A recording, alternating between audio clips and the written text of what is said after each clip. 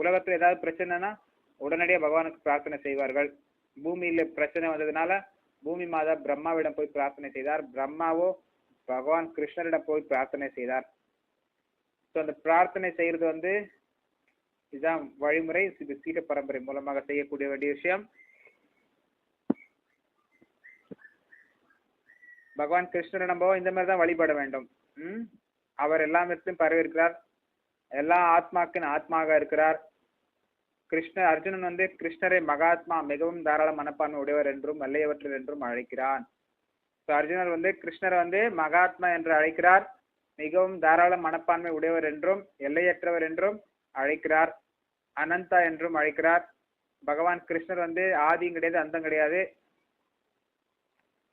அனந்தர்.